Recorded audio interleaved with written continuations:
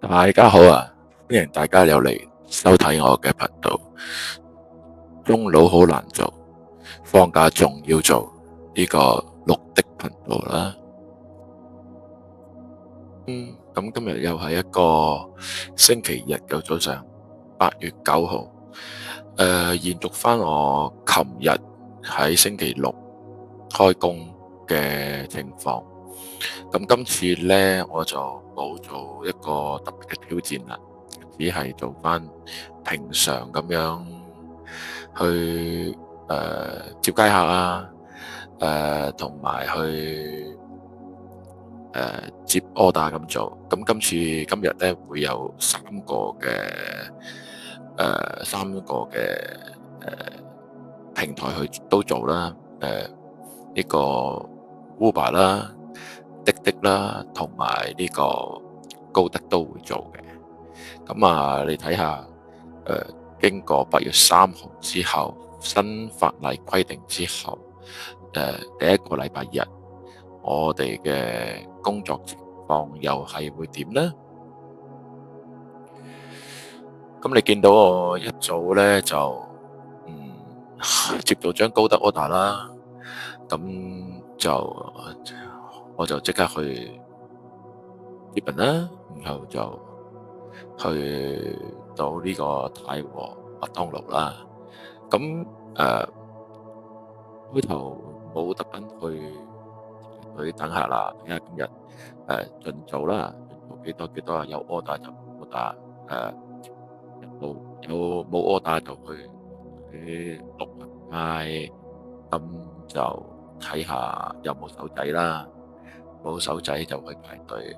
排隊嘅過程呢，如果接到 order 就去做 order 啦。咁啊，啱啱見到我啦，排緊隊嘅時候有走咗啦，排太位都唔做啦，因為頭先呢入到嚟都好似冇乜人咁樣。咁啊，見到呢個位又唔係好遠嘅，咁啊直接去太湖花園接人啦。咁啊呢程係太湖花園去大埔醫院嘅。咁啊嚟到呢個位呢，就等咗一陣啦，我哋就去大埔醫院啦。其實呢條路呢，真係行好多次嘅，咁你大家有睇過視頻呢，都有發覺到我成日行呢條路嘅。咁但係呢，頭先呢，你見到喺個燈位度呢，其實有兩個方法去行，一個係兜後去入邊啦，一個呢就繼續沿汀角路去到小學嗰度呢，再轉翻入嚟嘅。咁其實呢個走法呢，之前呢我有試過，我之前唔係咁行，會兜入去入邊，喺入邊條小路咁樣上去嘅。之前呢，我係會行汀角路去到小學嗰個位呢，就紅燈位呢，就轉翻去上去嘅。咁啊試過有一次呢，我咁樣行，跟住呢個乘客呢，就同我講話：喂，你咁樣行唔夠快喎，慢咗喎，同埋有少少兜路。咁我話因為我之前我同佢解釋咧，因為我之前試過咧，就咁樣行咧，就俾人話我咁樣行係快啲嘅，咁樣行咧就唔會啲嘅咁樣講。咁原來呢個客佢話佢係同行嚟嘅，佢都係做的士嘅，所以佢一直都係兜入邊小路，因為入邊小路咧燈位少啲。咁你話行出邊咧，其實有多幾個燈位，咁所以咧成日都會浪費咗啲時間。所以後邊咧，我聽到佢咁講之後咧，我就再改翻以後去拿打素啊，甚至係去大埔醫院呢啲位置咧，我都會行翻後邊啦，就唔行前面啦。呢個就係有時都係要靠其他兄弟姊妹啊去提點咯。咁啱啱咧又喺排隊啦，又轉咗接咗張單去到沿住粉錦公路去元江村啊！有時星期日咧就會接到呢啲單嘅，即係有時會去到馬鞍山啊，有時就會入到元朗呢邊嘅。但係我入到嚟咧，我通常咧就誒唔會停留喺元朗啊呢啲地方。你可以留意下我呢度啊，我頭先呢個轉彎位係有啲錯誤嘅，我呢度其實係紅燈嚟嘅呢個位，我就冇留意，見到前面我直行到綠燈咧，咁啊又冇車咧，我就即刻轉入去，咁啊都係個客提示咗我咧，唉，原來係咁樣啊，哎呀，好彩對面冇車，如果唔係就麻鬼煩，所以有時都係要留意下，如果有兩個燈位咧，始終啲地方自己唔係好熟咧，下次都係要唔好衝太快啦，要留意，真係留意翻啲交通情況指示先得，呢個係必須要嘅。好彩今日朝頭早啊，仲早，唔算話太多嘅車，所以先至冇發生一啲不愉快意外啦，可以講。咁你見到我其實放低咗個客之後咧，我都喺度開頭都喺度諗緊，係留翻喺元朗呢邊啦，去元朗個方向啊，定係翻大埔？最後我都係選擇翻大埔，因為元朗咧，我車真係唔係好熟，所以咧，唉，就去到嗰邊咧，我驚咧就係要有 order 啦，全部又係。咁啊，去接手仔咧，真係會比較慢啲嘅。因為每次手仔咧，我都係要帶，一係靠個客帶路啦，一係咧就要 set 好咗導航先走。所以自己心裏邊咧都係會偏向翻大埔，點都係沿住翻大埔啦。咁啊就睇下有冇機會沿途咧，有機會係接到啲單啊，直接會去到元朗或者成，咁我就冇辦法啦，已經入到元朗我就唔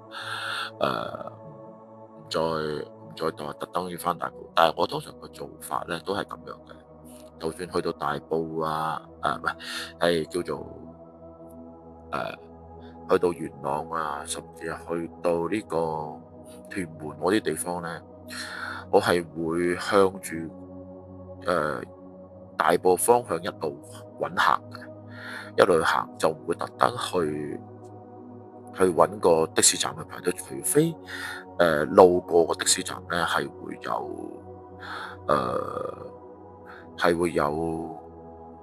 誒冇頭位咯，或者係一部兩部的士亦都見到，或者見到啲人等車嘅情況咧，我先至會去排排排的士站咯。總之喺自己唔熟嘅地方，我就會特登去排的士站。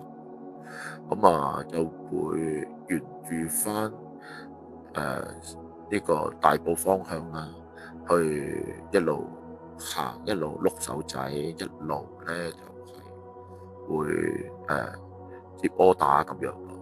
咁有時喺朝頭早咧，其實我試過喺朝頭早咧，有一次喺元朗啦，咁啱我次咧就喺朝頭早就照咗張機場單喺機場嗰度咧，就去翻呢個港珠澳嗰邊排隊。咁喺港珠澳之後咧，就再等一陣客啦。咁啊接到張去屯門，再去粉田錦田嘅單。咁去到錦田之後咧，放低咗個行李，就都好多嘅 order 同手仔喺嗰個位，因為係好多姐姐啊，同埋一啲人要出翻去元朗市區，大概係朝頭早9點前。咁我嗰次都有幾深刻嘅印象，因為我嗰次係經去錦田，跟住又翻去元朗市中心，跟住元朗市中心咧又有手仔去翻錦田附近嘅地方，然後又喺嗰邊又翻嚟。呢個情況咧係來來回回咗3、4次嘅，每一次咧都60蚊車程咧，其實都嗰日都係幾好嘅，俾我感覺。但後邊咧，我都試過有一次就係新年後再過去咧，就已經冇晒呢啲情況，就喺錦田嗰度咧，你碌咗半個鐘咧，都冇乜 order 同冇手仔，所以我就有啲驚啊。同埋講下而家呢張單，點解我哋都大埔去地鐵站？其實呢張單咧開頭咧就有個問題喺高達嗰度，我唔知點解我覺得呢個，因為呢個客咧本身咧佢係要叫人車嘅，但係咧我部車咧其實係四座嘅啫，咁我喺登記車嗰陣時咧，車輛嗰陣時我已經登記咗俾佢係四個位嘅，我唔知點解佢仲派個位嘅乘客嘅單俾我，所以呢度我就同咗平台反映睇下佢後邊點處理啊。反正個客咧就佢就坐咗四個人先至再先至再自己嗌車啦。咁同埋呢個仲有個特別嘅，可能個客有啲問題，因為佢咧 set 咗個點咧就喺啱啱我停咗喺巴士站嗰度。咁巴士站嗰度佢就係佢 exactly 佢自己要求嗰個定位嚟，但係去到佢嗰度咧，佢哋話竟然話唔喺呢度落喎，我哋要去新達廣場喎。其實嗰個巴士站咧，其實都係新達廣外邊嘅巴士站嚟嘅。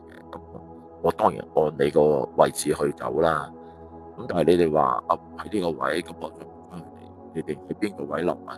咁我就好多一次走去變咗去咗大埔去火車站嗰個的士站嗰度落。所以呢度有時都如果尤其是啲訂單 order 咧，都係要預先問清楚個客人你喺邊度落，因為我自己都問咗佢喺邊度落嘅，咁佢都話新達廣場，我就諗佢都係新達廣場啦，咁冇問題都要去啦。估唔到有咁嘅情況，跟住我都好彩啦，喺街頭度咧又去到揾到張排到隊揾到張去大美督嘅，咁呢個都幾好。跟住喺大美督咧，我就去去個廁所啦，排一陣隊點知又俾我等到個手仔就入嚟呢個政府度假屋嘅。之前我都嚟過一次嘅，今次咧，呢個係職員嚟，所以就佢都一講我就知，我就入去有印象，跟住我就唔再排隊啦，係直接出翻去，即係吉車出翻去，諗住吉車出翻去，點知係中間咧有多個訂單，咁走嚟呢個山寮村呢度接個客，咁好啊，又可以喺山寮咧就唔使吉車出翻去大埔中心啦，咁可以有客咧帶我出去翻呢個大埔墟地鐵站。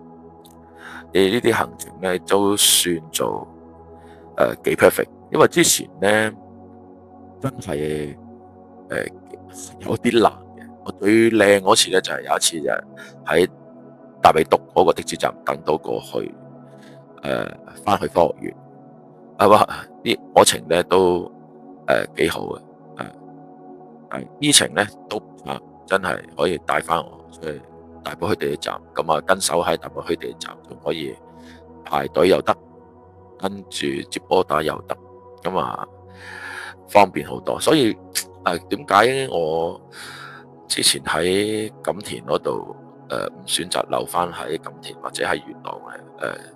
都係有咁嘅原因，因為禮拜六日呢啲假期咧，真係會比較多人入去大美督，咁出翻嚟嗰個就睇彩數啦。通常我都最差咧都係會喺三門仔或者喺呢個較大嗰度咧有 order 出翻嚟，大埔去火車站嘅地鐵站嘅咁樣嘅。咁我啱啱落完個客之後咧，我又接到張 order 啦，又而家去緊呢個天鑽，去天鑽接個人落翻嚟呢個大埔墟地鐵站嘅。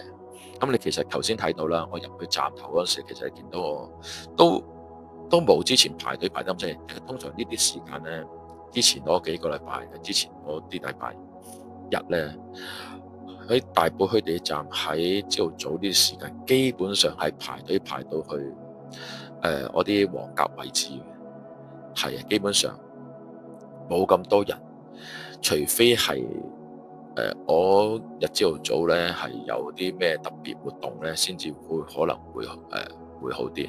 但係今日其實係冇特別咩活動咁樣嘅，咁就去咗啲人咧，其實都去得好快。咁啊，啱啱我嗰個視頻咧就斷咗，因為點解？嗰部機咧有時過熱啊，唉，真係而家我都唔知點處理。一個月咧佢就停咗一陣咧，先至可以開得翻，所以就有一兩程車程咧就睇唔到。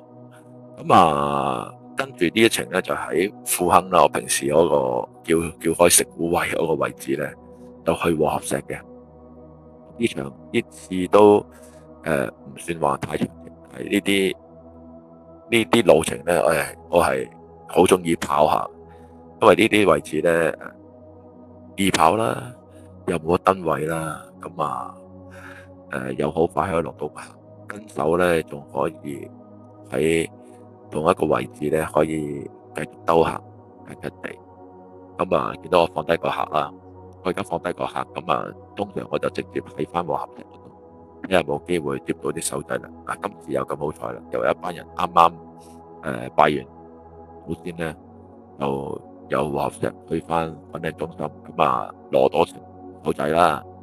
咁呢啲都係我平時一直都係咁樣操作嘅，所以我如果和合石冇人咧，我都會由經和合石呢個位置咧就沿翻條路出翻去大埔，咁樣睇下中間有冇機會定。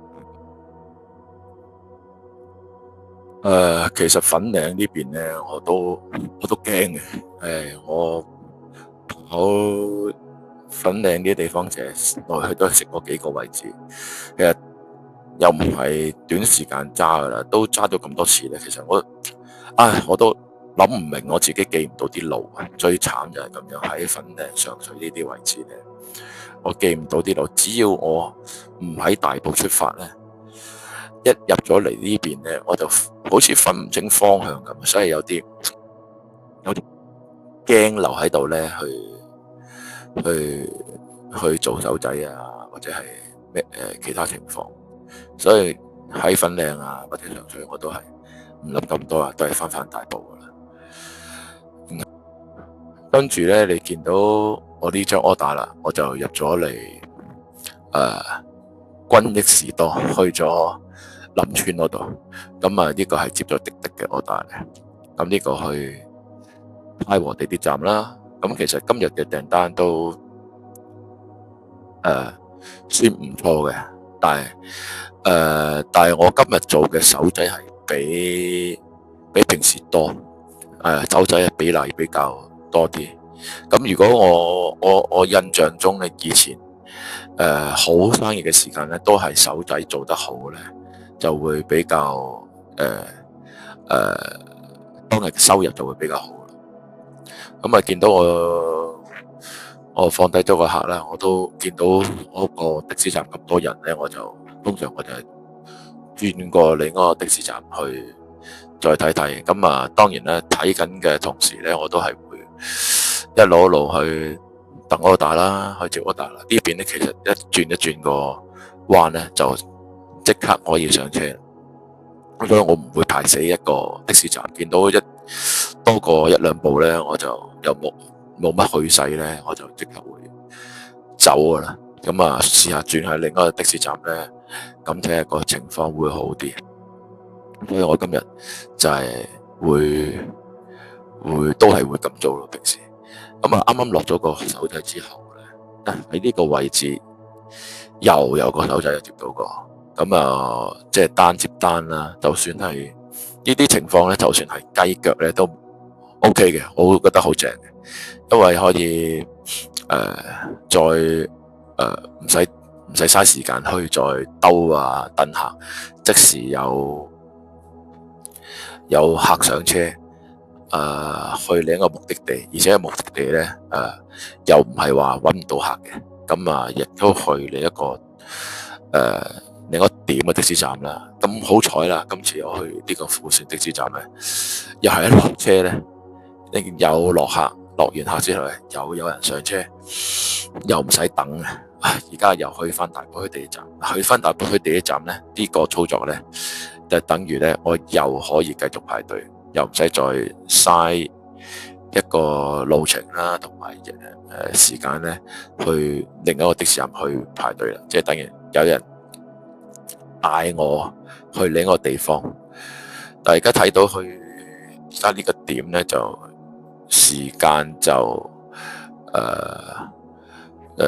排嘅時間都唔係算太長，睇下都已經入到嚟呢度啦。基本上都唔使點樣等嗰個喺旺角嗰度仲要排多10幾部車，所以爭好遠。今日成日都係喺大埔墟地鐵站，就好反映到嘅情況。嗰個手掣個需求比較大，可能都係天氣熱啊，咁啊都有啲影響嘅。咁啊，今次我就去等到呢張單，就去小白鷺啦。小白鷺係大埔一個比較老牌啲嘅景點啦。呢間餐廳都唔錯嘅，但係只係嗰個路程係有啲遠啲，因為你冇特別車去到，好多時都係一係自己揸車，一係咧就嗌的士到噶啦。咁啊喺小白鷺之後咧，我就得車出翻去啦。咁啊咁好彩啊，又出翻去嘅時間咧，又得到張訂單call 入去呢個雍宜山莊。我之前試過咧，雍宜山莊咧就要去雍宜山莊，我就去咗呢個下低嘅雍宜花園，咁搞到咧唔清楚，咁啊後尾個客提一提翻咧，叫我上翻嚟，我先知道哦，原來呢度仲有個雍宜山莊，咁所以咧我都有幾深刻嘅印象呢個位置。咁啊又係啦，又係喺雍宜山莊落翻嚟呢個大埔去地鐵站，咁跟住我繼續又喺大埔地鐵站繼續排隊，真係未試過喺度排隊，真係好快。雖然都係雞腳，你見到大埔去地鐵站又上田轉，都係雞腳，但係咧最緊要你排隊嘅時間唔長啊，好快就可以即係嗰個流動得比較快，去勢比較好，所以都算好做。嗱，今次呢個天轉行就好特別嘅，就喺門口停低佢就得啦。通常我都接啲客咧，都係要落埋去佢哋個邊一座先至會落車嘅。呢個比較特別。然後跟住我就冇去火車站入邊排隊啦，因為我接咗張的 order 咧去呢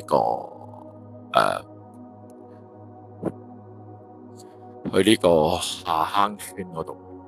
咁下坑村喺其實就係近住呢個大埔工業村啦。咁所以咧就過去都要經過大埔工業村嗰條路咁行啦。咁其實今日接嘅 order 都感覺上都幾順下，亦都冇乜走回頭路啊，或者咁啊至到而家呢個位置咧都感覺都唔係太差，啲生意都幾好嘅。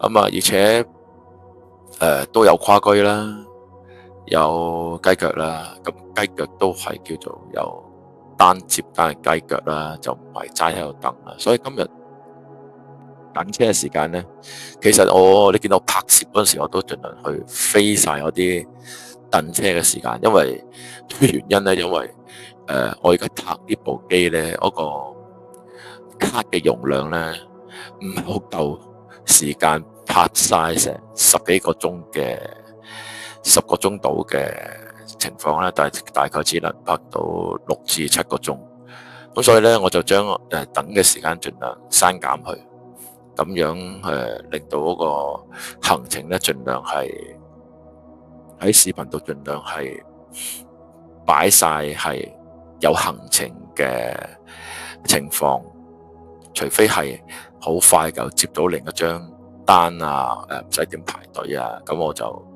會唔 cut 咯，咁啊繼續等咯。咁啊呢一段呢，我特登呢就唔 cut 嘅，可以俾大家感受下呢。我喺呢個位排到入去呢，要用幾耐時間先至可以接到客上車。其實我安排嗰時應該大概係有10部車喺前邊度啦，有10部車喺前邊。咁其實而家我諗而家都係幾分鐘嘅時間，已經去咗一大半啦。而家我哋嘅第二部添，其實唔使5分鐘，我已經可以上到車啦。咁所以其實都呢個幾快下，幾快下。就算喺大埔墟呢度排隊咧，咁樣排法咧係有去勢，去得快，同埋亦都唔係真係喺到旺角嗰度先等。如果去到旺角嗰度等咧，我好多時咧其他地方都唔係太多人，亦都唔係好生意，都係度的士站都係排長龍。所以我情願碌街去做手仔。咁啊呢一段咧又落咗個客喺呢個大埔中心。咁喺大埔中心嘅的士站咧，一到12點後，其實嗰個的士站通常都係有人會喺度等嘅，因為嗰度一係買完餸，一係咧就食完飯要翻去，咁啊通常都會有客喺度等。咁啊咁啱咁好彩又係冇車啦，人等車啦，咁啊又可以兜轉就過翻嚟接個客，又去連住做另一個手仔，跟住去太湖花園二期。今日已經好似係第2次過嚟啊！第一次係接人，第2次係落人。而且今日嘅天氣真係由頭到尾都幾靚啊！有啲雲襯托住個藍天都真係幾靚仔。咁啊啱啱去咗個洗手間啦，然後就翻去呢個大埔墟地鐵站咧，咁啊又係咁啊排咗隊之後咧，就去咗嗰張單，就去洞子嘅觀音廟。其實我開頭我都唔係好清楚去，因為我係一個內地人嚟嘅，佢就係講一個寺廟，去洞子嘅寺廟。咁我第一時間就諗起呢個寺廟啦。我話係咪去慈山寺啊？因為慈山寺係最多客去嘅地方。咁佢話唔係，佢話唔係慈山寺。咁我再問佢，咁唔係慈山寺係咪你去拜關二哥啊？因為有另一個廟咧係拜關二哥嘅。喺早前我都接到一個客喺嗰邊接咗個客過去嘅。咁佢話都唔係，佢係拜觀音嘅。跟住我先至再去搜呢個高德地圖。咁啊發現真係有個觀音古廟啊，但係原來係喺另一邊再入啲嘅，又要上山嘅咁樣嘅。咁今次咧就叫做係一個開發咗一個新嘅地點俾我啦。我真係之前未嚟過，原來呢度有個觀音古廟係拜觀音嘅，我以為淨係得慈山寺先拜觀音嘅啫。呢度仲有個觀音古廟嘅。好啦，我今次咧由呢個就直接出翻去啦。就睇下沿途有冇機會接到 order 啦。咁通常我走翻出去咧，冇咧我都會兜一兜入呢個工業村嘅個做法係。咁兜入工業村嘅做法，有機會中間又會接到客啦，容易啲，可以容易啲轉翻轉頭啦。咁就算翻唔到轉頭咧，真係冇啦，我都可以呢度有條路直去翻呢個富善的士站。咁睇下富善的士站嘅情況係點樣咯。咁經頭先富善的士站嗰度咧，又係落個客啊，係完全唔使排隊嘅。但係今次過到嚟就好彩啦，今次都係排緊場，排到去嗰個迴旋處嗰度啦。然後我就兜翻去翻嚟，兜翻富亨的士站。咁好彩啦，又唔係等好耐啊，就係一部車咁富亨的士站咧，又可以繼續出去去大埔墟啦，接到呢個手仔。大埔墟屈臣氏咧，呢個又係之前啱啱入行嗰時咧，接到啲街客，啲人同我講話，去大埔墟屈臣氏啦。其實我真係唔知道大埔墟原來有屈臣氏嘅。跟住佢話即係有的士站嗰度啊。哇，的士站，我心裏邊印象中大埔墟又冇的士站噶喎，好似係。諗唔到喺邊度咧，跟住佢最後講話大埔墟麥當勞嗰度啊。跟住我就我先知。去咯，去到原來先知，原來真係有間屈臣氏，同埋真係有個的士站。其實嗰個真係唔係 exactly 一個的士站位嘅，只係一個落車嘅位。咁啲人咧用多咗時間，即係叫做習慣咗喺度排隊，喺度上車，咁所以就變咗一個冇明文規定嘅的士站位。跟住就去到入榮花園啦。頭先嗰個入榮花園嗰個客，我本來係想鬧佢，但係後尾就算數，就冇鬧佢。點解咧？因為佢其實係拖住個車仔上，咁拖住上車仔都冇問題。但係咧，佢禮手咗部車咧，成部車咧連車帶轆咧就放上去我個乘客位置度，喺個位嗰度，搞到我。算啦，見佢係白，我就算啦，唔出聲啦。我就等佢落車之後咧，就停一停喺的士站嗰度咧，將部車清潔咗一陣，先至再去翻出翻去大埔墟地鐵站嗰度去繼續去排隊接客。咁其實你見到我一直都OK 啦，幾順啦。而家呢個又係接到個手仔，唔係手仔，呢個係高達柯打嚟嘅。喺富來花園去呢個大埔舊區公立小學。主要應該係去游水嘅呢個客。去到後期咧，其實都好似今日咁樣啦。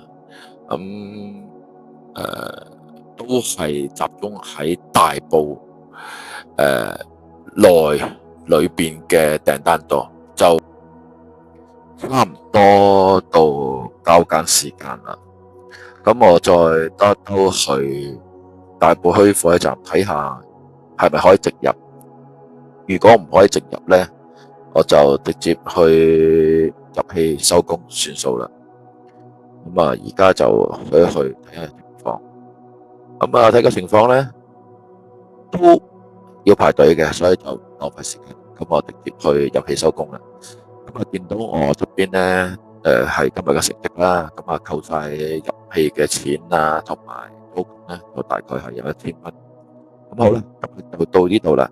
咁下個禮拜再見，多謝大家收睇，拜拜。